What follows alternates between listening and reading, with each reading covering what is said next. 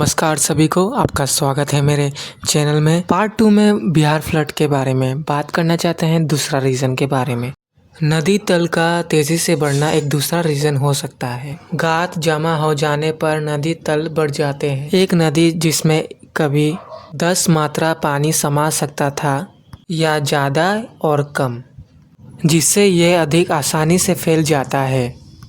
कोसी जैसी कुछ नदियों में ये वृद्धि सालाना इंच में नापी जाती है।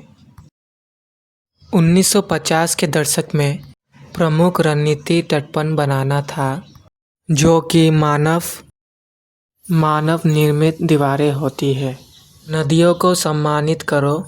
इस तटबंध का 3000 किलोमीटर से अधिक जहां निर्माण किया गया, लेकिन इस इंजीनियरिंग समाधान ने एक नई जटिल समस्या और विरोधाभास पैदा कर दिया।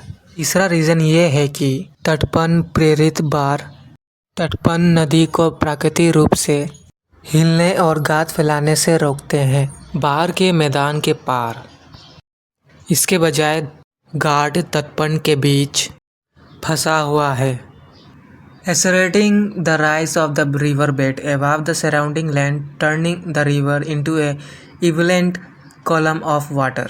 आसपास की भूमि से ऊपर उठाने की प्रक्रिया, जिससे नदी पानी के एक ऊंचे स्तंभ में बदल जाती है। जब ये तटबंध टूटते हैं, जैसा कि अक्सर होता है, तो विनाशकारी तबाही होती है, जैसा कि प्रसिद्ध 2008 का कोसी तटबंध को टूटने में देखा गया था। इंसान और पर्यावरण कारण। पहला है deforestation in Nepal. Silt coming down to Bihar. Increase clearing of forests in the upper catchment areas of Nepal leads to higher soil erosion and thus more silt coming down to Bihar. मतलब कि नेपाल के ऊंचे जलग्रहण क्षेत्रों में जंगल काटा जा रहा है, जिससे मिट्टी का अधिक कटाव होता है, जिसमें परिणाम स्वरूप बिहार में अधिक गाद आती है। दूसरा है कि ड्रेनेज कंजक्शन, मतलब कि जल निकासी, पानी निकालने की प्रक्रिया होती है। इससे एक प्रणाली जिससे पानी को दूसरे स्थान से दूसरे स्थान तक बहने देती है। तीसरा एक क्लाइमेट चेंज भी है, जिससे कि अनप्रेडिक्टेबल हैवी रेन होता है, वो भी ड्यूरिंग विंटर सीजन में।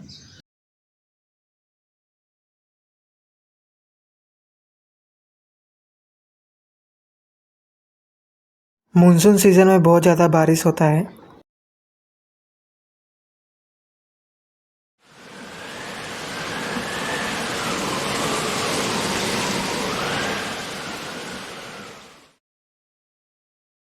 हैवी रेन होगा, increase in frequency and intensity के साथ मानसून सीजन में बहुत होता है। मानसून इवेंट्स में हैवी रेनफॉल बहुत होता है, उससे भी फ्लड होने के चांसेस बहुत ज़्यादा हो जाता है। ह्यूमन सोशल इम्पैक्ट भी होता है और लाखों और करोड़ों में आदमी का लाइफ ख़त्म हो जाता है। फ्लड का वजह से घर टूट जाते हैं, फैमिलीज डिस्प्लेस हो जाता है और शेल्टर लेना पड़ता है, रिलीफ कैंप्स होते हैं। क्या क्या गलतियां बिहार गवर्नमेंट करता है, आपको बताते हैं। फ्लड मैनेजमेंट इंफ्रास्ट्रक्चर ही नहीं है। फ्लड को डिफेंस करने के लिए ड्रेनेज सिस्टम भी नहीं है, प्रॉपर ड्रेनेज सिस्टम भी नहीं बनाता है कि पानी का रास्ता जाए, जाम रहता है। ड्रेनेज सिस्टम भी बनाना चाहिए, इंफ्रास्ट्रक्चर रहना चाहिए ना। फ्लड तो ये आता है, हर साल आता है एक बार।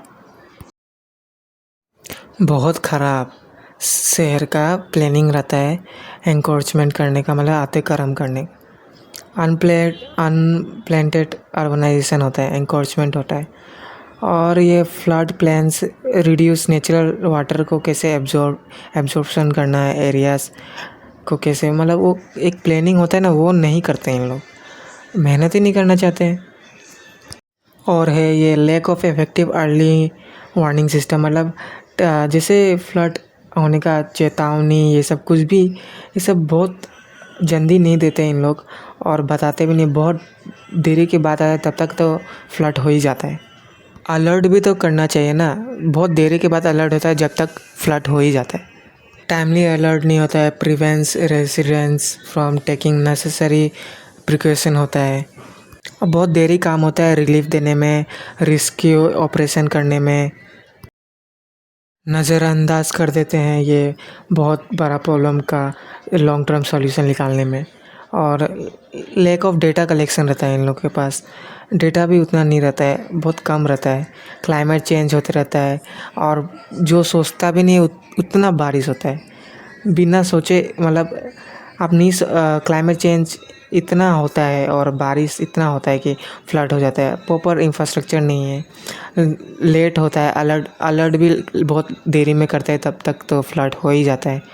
और बहुत सारे और नज़रअंदाज करते हैं ये लॉन्ग टर्म सॉल्यूशन निकालने में, डिले रिलीफ करते हैं, रिलीफ में डिले करते हैं, रेस्क्यू ऑपरेशन में डिले करते हैं।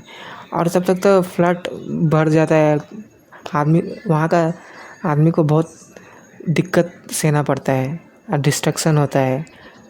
आप सुनिए ये मतलब ये क्यों होता है? गवर्नमेंट खुद इसको ठीक नहीं करना चाहता है, क्योंकि वहाँ का गवर्नमेंट, बिहार का गवर्नमेंट क्यों ठीक नहीं करना चाहता है? क्योंकि बहुत करोड़ों का पैसा मिलता है, हर साल मिलता है, क्योंकि फ्लड से ही कमाई होता है उन लोगों का। अब ये समाधान नहीं निकालेंगे तो कितना करोड़ रुपया मिलता है, उससे ही प्रॉपर इंफ्रास्ट्रक्चर बना सकते थे।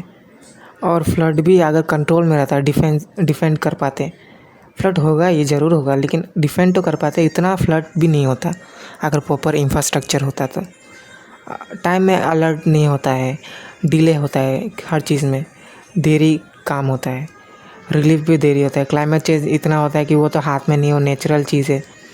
आप नेगलेक्ट करते हैं, नज़रअंदाज करते हैं एक बहुत बड़ा चीज़ का, जिसका सलूशन आप निकाल सकते हैं, कंट्रोल कर सकते हैं, लेकिन आप नहीं करते हैं। आज के लिए बस इतना ही। Subscribe for more. और वीडियो अच्छा लगे तो लाइक करें, शेयर करें और सब्सक्राइब करें, और कमेंट करें कौन सा टॉपिक में आपको बात करना है।